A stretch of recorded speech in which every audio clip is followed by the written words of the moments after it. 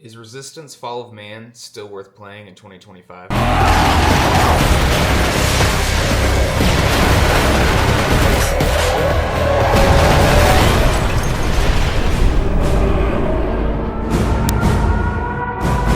Brief story synopsis of this is let's see here. 1951 alternate history. An alien race comes down and invades Europe and turns soldiers into like some weird zombie alien things, and your main character gets infected, but he doesn't turn. He just ends up with enhanced abilities, and he's going to help stop the invasion. Resistance Fall of Man came out in 2006. It was a launch title for the PlayStation 3. And if you're wanting to know if you should still play it in 2025, short answer is yes, if you can get over a couple of humps. Resistance is a first-person shooter, and it is an old first-person shooter. That means everything you like about first-person shooters nowadays, all the quality of life stuff, basically isn't there. The controls are a little weird. To shoot, you click R1, and to aim down your sight, you have to click the R3 stick in, and it just aims down the sight, and then you unclick it to come back out. It's not great. The controls are not great. Very very clunky and old feeling. One thing I do like about the game is you get to keep all of the weapons. So, like, you don't have to switch out weapons or anything. So every new weapon you get to keep it, and you can just use all of them throughout the game. You have to find ammo on the ground. There's no like auto reload on any of your weapons or anything.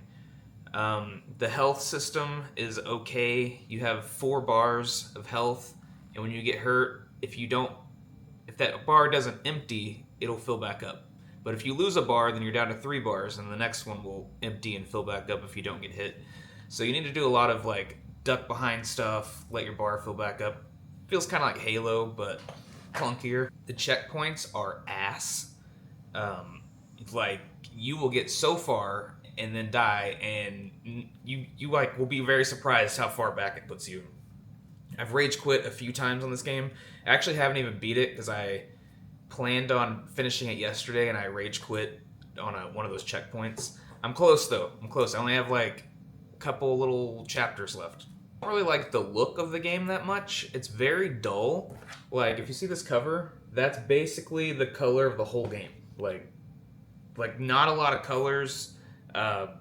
Literally, you got your brown. I think it's like the gray scale, basically, in brown. that's what you get throughout this whole game. Not a lot to look at.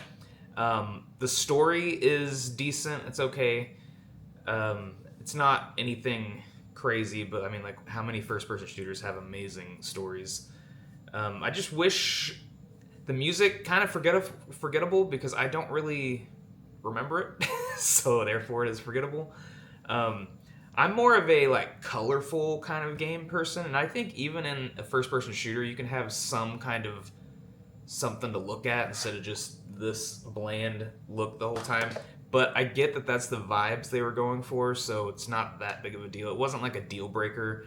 It's just when you're going through the categories of what to discuss, and you come to like graphics or art style, you have to say it's kind of dull. I'm usually a huge fan of janky old first-person shooters, but this is in that little in-between stage where like when I think old shooters, I think like PS2 level, you know, where they're janky in almost a charming way. This is more of a jank in kind of an irritating way because it's like a little bit past the charm and just enough to where they're trying to be like more futuristic, and then it just falls kind of flat. Now, I do like the game. This is callback to my Did I Like It series. Yes, I like this game. It's very hard for me to not like a first-person shooter. I like most of the ones I play. You just have to get used to the controls. If like when you first start, if you play a lot of first-person shooters, you are going to get irritated with these controls. And then if you put the game down for like a week, come back, you're going to get irritated again because you're going to be like, how do I do this again? Because nothing is like current gen first-person shooter controls. It's just they're kind of archaic. Is that the word? Archaic? Kind of old. But yes, I do like this. I do recommend it. And no trophies, by the way, since it's a launch title. I'm glad that I finally got to try this series because it's been sitting there on my shelf for so long and I haven't tried it. If I had to give it a score, I would give it a 6.5, maybe 7, somewhere around there out of 10. I'll go with that. If you like these kind of videos, be sure to like, comment, and subscribe, and I will see you guys on the next one.